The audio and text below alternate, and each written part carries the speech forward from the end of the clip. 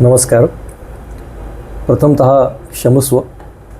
खूप दिवसांनी व्हिडिओ करतो आहे आणि त्याचं कारण म्हणजे काही बरं नाही किंवा असं नव्हतं, तर इतर बरीच काही कामं आली होती आणि त्याच्याकडे लक्ष देणं आवश्यक होतं आणि त्यातनं जी शांतता पाहिजे, जो वेळ पाहिजे, तर तो मिळत नव्हता.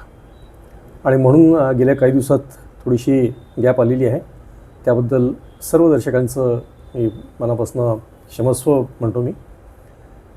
पण या दरम्यान एक झालं की मला बरेच जण जे भेटले आणि जे बरेच जणांचे कॉल आले की तुम्ही व्हिडिओ का थांबवलेत. तर हे अतिशय पॉझिटिव्ह साईन आहे की लोकांना ते व्हिडिओ आवडत आहेत, त्यांना बघायचे आहेत आणि नाही आले की ते एक प्रकारची हुरहुर त्यांना जाणवते. तर हे ठीक आहे. आपला विषय चालू होता अष्टांग योग. आणि अष्टांग योगामध्ये आपण आधीच्या काही पायऱ्या बघितल्या होत्या, ज्याच्यामध्ये यम, नियम, आसन, प्राणायाम, प्रत्याहार, धारणा अशा एक एक पायऱ्या आपण बघत गेलो. आणि आता आज जी पायरी आपण बघणार आहे ती आहे धारणानंतरची, ती आहे ध्यान. आता प्रश्न येतो की गेल्या वेळेस आपण धारणा या विषयावरती बोललो होतो. धारणा म्हणजे एखाद्या गोष्टीवरती लक्ष केंद्रित करणं, याला धारणा म्हणतात. एखादा दिव्याची ज्योत असेल, शरीराचा एखादा भाग असेल, त्याच्यावरती अतिशय तन्मयतेने लक्ष देणं, याला आपण धारणा म्हणलं. मग हे थोडंसं ध्यानासारखंच वाटत नाही का, असा प्रश्न आपल्या मनामध्ये बऱ्याचदा येतो. पण धारणा आणि ध्यान याच्यामध्ये अतिशय एक सूक्ष्म असा फरक आहे. तो काय फरक आहे, तर धारणेसाठी प्रयत्न करावे लागतात, तर ध्यान आपोआप होतं. आपोआप मन तिथं राहू लागतं, त्याला ध्यान म्हणतात. म्हणजे थोडक्यात आपली जर धारणा व्यवस्थित असेल तर ध्यान आपोआप होऊ लागतं.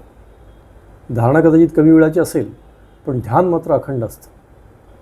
कुठेतरी मी अतिशय छान असं हे वाचलं होतं की भक्त कोण, जो विभक्त नाही तो भक्त. तसं नंतर ध्यान करावं लागत नाही, तर त्या धारणेची एकदा सवय झाली की माणसाचं आपोआप चित्त एखाद्या गोष्टीवरती खिळून राहतं, त्याला आपण ध्यान म्हणतो. मग आता हे ध्यान कसलं असू शकेल.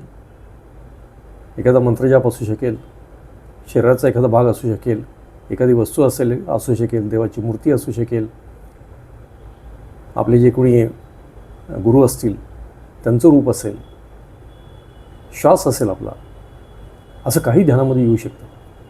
पण त्यावरती मन एकरूप होणं हे मात्र खूप महत्त्वाचं आहे. मग आता असा प्रश्न येतो की रोजचं काम करताना सुद्धा ध्यान होऊ शकतं का, तर निश्चित होऊ शकतं.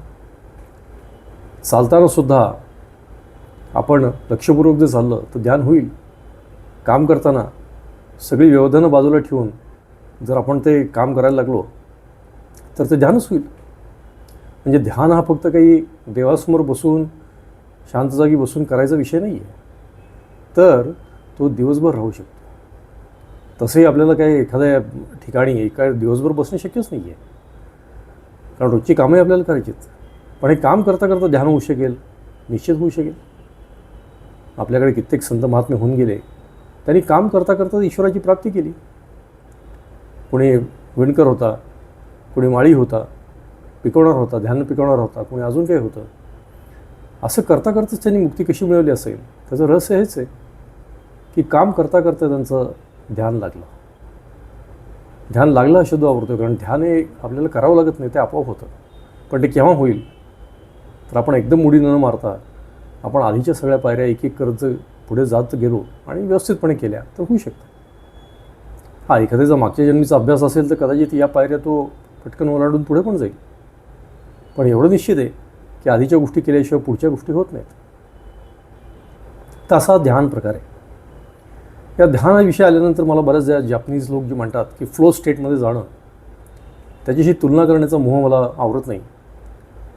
जापनीज म्हणतात फ्लो स्टेटमध्ये जाणं म्हणजे काय, तर एखाद्या गोष्टीमध्ये इतकं गुंतून जाणं, बाकी सगळ्या गोष्टी तिथनं बाजूला पडणं आणि त्यातनं मिळणार जो आनंद आहे तो खूप वेगळा आहे. मग फ्लो स्टेट जाण्यासाठी ते सांगतात की सगळ्या गोष्टी तुम्ही बाकी जे डिस्टर्बन्सेस आहे कमी करा, त्या ज्या गोष्टी करताय त्याच्यावरती अगदी लक्षपूर्वक करा, ते गुणवत्तेचं कसं होईल ते बघा. असे कित्येक उपाय त्यांनी सांगितलेत. काम एकदमही अवघड ठेवू नका, पण एकदमही सोपं ठेवू नका, थोडंसं चॅलेंजिंग ठेवा. हे कित्येक उपाय त्या फ्लो स्टेटमध्ये तुम्ही जर बघितलं, इकिगाई म्हणून पुस्तक आहे, त्याच्यामध्ये त्यांनी फ्लो स्टेटबद्दल बरंच म्हणलं.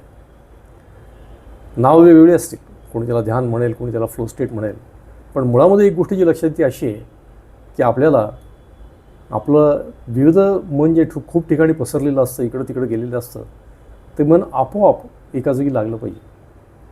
आणि हे जर झालं तर ध्यान निश्चित आहे. तर अष्टांग योगातली ही पायरी आज आपण बघितली, ज्याला आपण म्हणजे सुरुवातीपासून बघितलं तर आपण यम नियमपासून सुरुवात केली. यम, नियम, आसन, प्राणायाम, प्रत्याहार, धारणा, आणि आज आपण जे बघितलं ते म्हणजे ध्यान आहे. परत एकदा आपण हे करू, उजळणी करू की धारणा यासाठी प्रयत्न करावे लागतात आणि ध्यान मात्र आपोआप लागतं. पुढच्या व्हिडिओमध्ये आपण याची पुढची पायरी आणि शेवटची पायरी बघणार आहे, ती म्हणजे समाधी.